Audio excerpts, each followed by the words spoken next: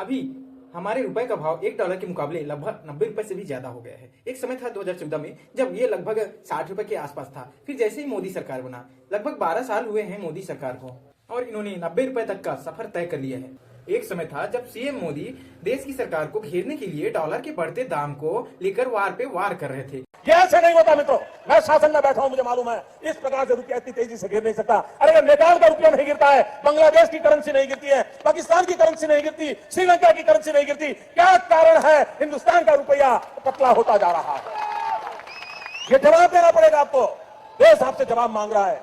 लेकिन अभी जब वो खुद देश की सरकार में हैं, जब वो खुद प्रधानमंत्री हैं, तो उनका मुंह इस पर चुप है और वो इस पर कोई एक्शन नहीं ले रहे हैं कि हमारा जो इंडियन रुपीस है वो डॉलर के मुकाबले इतना गिर रहा है, तो क्यों ना कोई स्ट्रिक्ट नियम लिया जाए जिससे हमारे रुपए का भाव डॉलर के मुकाबले थोड़ा मजबूत हो। ये जवाब देना पड़ेगा आपको, देश आपसे जवाब मांग रहा है। लेकिन इस सरकार को सिर्फ नियम और फैसले लेने हैं, तो छत्तीसगढ़ के जंगल को कटवाने में, आरएसएस की पार्किंग के लिए मंदिर तुड़वाने में, और ये बोलते हैं कि ये हिंदुत्व की रक्षा करने वाली सरकार है। ये जो अभी की हमारी सरकार है, इनको हमारी हम जनता की कुछ नहीं पड़ी है, इनको पड़ी है तो सिर्फ आरएसएस की और अडानी की। इनके लिए ये हजारों एकड़ जंगल कटवा देंगे, सैकड़ों साल पुरानी मंदिर तुड़वा देंगे।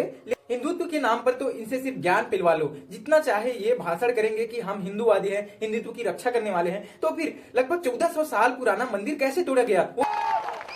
ये जवाब देना पड़ेगा आपको, देश आपसे जवाब मांग रहा है।